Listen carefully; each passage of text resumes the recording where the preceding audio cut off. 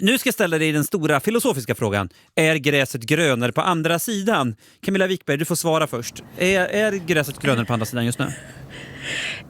Förvånansvärt nog inte blir svaret då. Med tanke på vart jag står någonstans så trodde jag att jag skulle ha en golfgreen på andra sidan. Är din egen gräsmatta, Camilla, gul och mossig? Inte gul, mossig till viss del och även just för tillfället ganska trasig. Tyvärr. Efter ett altanbygge och efter att någon råkade köra upp på gräsmattan en sen kväll och sladda runt i det blöta. Som man brukar göra. Som man brukar. Jag hör att vår nästa gäst som du är hos, en gräsmatteexpert, är rätt person. Nu ska du och alla lyssnare lära oss hur man får en snygg gräsmatta lagad i sommar. Det är tanken. Jag står hemma hos Erik Josefsson, gräsmatteexpert, expert på att renovera gräsmattor. Just nu så står vi på Eriks altan och blickar ut över hans egen gräsmatta som är något av en besvikelse. Det ser ut som om man tänker dålig skäggväxt. Det är lite glest. Erik, vad är det som har hänt här? Ja, alltså förra året var ju egentligen ett rent skitår. Så var det helt enkelt. Det regnade bort helt enkelt. Och inspirationen, den var i noll. Så att därför har ju gräsmattan blivit otroligt eftersatt.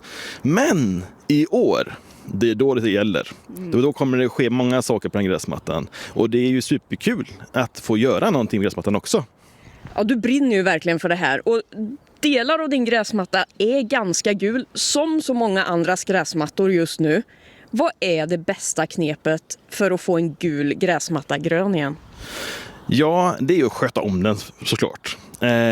Nu på våren så är det väldigt bra att vi går ut först och tar bort alla löv. Löven som bildas i högar, eller bildas en massa högar av löv. Om man inte tar bort dem så kommer även gräset att dö under. Så att kratta bort gräset. Sedan när det börjar växa så klipp gärna gräset. Och sen kanske efter andra klippningen så tar du ut första givan och gödsel. Det här kommer ju då att stärka gräset och den får den näring som behövs nu under våren. Och sedan så försöker jag klippa gräsmattan i alla fall 2 gånger i veckan. För min del mycket mer. Du, vi pratade lite grann här innan just om gödslingen. Många bor på landet som har gräsmatta. Man kanske har en granne som har gödsel hemma som man kan få hämta gratis. Är det en bra idé? Nej, det finns ju faktiskt gräsmattegödsel som är anpassade just för gräsmattor. Så det är väl det jag verkligen rekommenderar. Kolla fram, nu på våren så är det bra att ha någon som har högt kväveinnehåll. Och det är ju det att man ska försöka få så bra fart på gräset som möjligt på våren. Så att den konkurrerar med ogräs och annat som finns. Oftast i alla gräsmattor och även mossa då. Ja, just mossan måste jag fråga när jag ändå är här och har möjligheten. Hur blir man av med mossan? Mossan har ju väldigt många problem med. Och många tänker så här att men jag kalkar bort den och alltihopa. Men jag säger så här att det bästa är ju det att man mekaniskt tar bort den. Det är det snabbaste och enklaste sättet. Och sen därefter när du har tagit bort mossan så har du säkert jättemånga ställen som är kala. Och då måste du lägga ut mer gräsfrön där för att täcka upp detta. Och då gör jag det. Då slänger jag ut gräsfröna. Och så hoppas jag på lite sol och så hoppas jag på lite regn. Men så är det ju en massa fåglar där som äter upp gräsfröna. Det är inte bara att slänga ut frön. Nej, du måste täcka dem med jord. Och ofta så tar man och köper dressjord och lägger ut ett tunt lager. Och då skyddar du både fröna och sen så du har dem skyddat där och lite gött. Och så har de lite värme och lite vatten. Det kommer att gro mycket bättre av. Då har vi kommit så långt. Vi sår fröna. Vi tar en liten paus, vi kör en låt och så kommer vi tillbaks härifrån Erik Josefssons veranda om en liten stund. Nu ska vi fortsätta. Ämnet grönare gräsmatta. Camilla Wikberg, jag har ju outat nu att jag köper alltid de billigaste gräsfrönen på den lokala diversehandeln. Det är ett sätt att göra det på. Ja, det är ett sätt. Frågan är om det är bäst sätt. Vad tycker du? Ska vi ta reda på det? Erik Josefsson, Tommy, min programledarkollega, han har gjort så att han har köpt de allra billigaste gräsfröna. Kanske inte det smartaste. Vad ska man tänka på när man köper gräsfröna? Ja, inte de billigaste. Det var tydligt. Nej, alltså du får ju vad du köper alltså lite kvalitet är ju alltid bra. När du har gjort sånt här stort arbete kanske och gjort om din gräsmatta eller ska komplettera med gräsfrön på din gräsmatta, så välj någonting med kvalitet. Det här är ju det du kommer att se sen. Alltså, det här är ju jätteviktigt.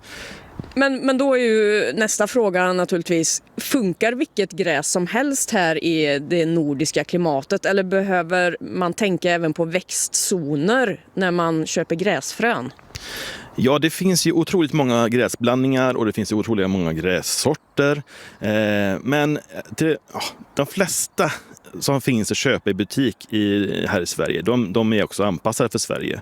Sen är du jätteosäker att du bor långt upp i norr liknande, så hör gärna av dig till de som säljer gräsfröna och säg hur du ser ut, eller hur det ser ut där du bor.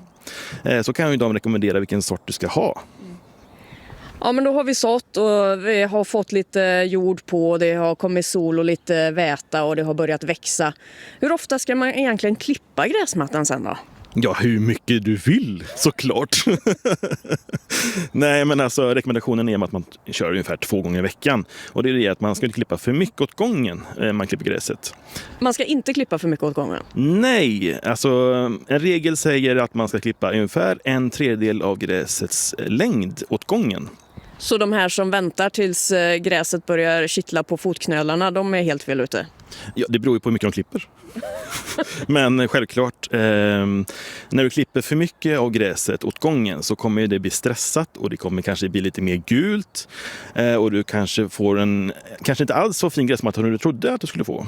Så att hellre då klipp ner den i etapper. Om du har en jättehög gräsmatta så klipp ner 1/3 åt gången och så väntar du kanske några dagar och så klipper du 1/3 åt gången igen då.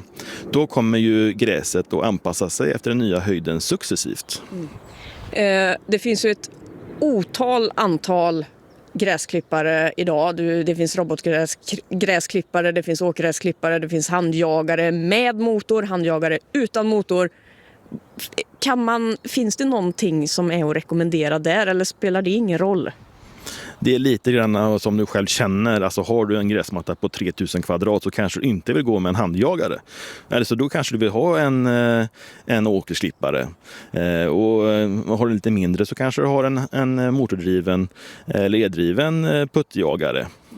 Eller så har du en superfin cylinderklippare för oss som är riktigt intresserade. Då har du den här bästa kvaliteten någonsin på klippet. Men här är det absolut hur du själv känner och vad din plånbok säger också då. Nu, slutligen Erik Josefsson, gräsmatteexpert. 3 saker, dina 3 bästa tips för att få en snygg, tät, grön gräsmatta. Ja, jag måste nog säga 4 saker då. Alltså först är det frön. Välj frön med omsorg och välj även gödsel med omsorg. Klipp gräsan regelbundet och njut av att vara ute. Det är ju här det är så skönt. Så det här är det tipset. Gräsfrön, gödsel, klipp och njut. Där hör du Tommy, och kasta de där billiga gräsfröna när du kommer hem och gå och fråga efter kvalitet. Ja, det får bli lite andmat kanske. Jag kan tänka på att det finns fåglar som vill äta upp dem. Camilla Wikberg, ta lite bilder, skynda dig tillbaka och så ska jag vara spyd mot dig också när vi ses, okej? Lovar du det?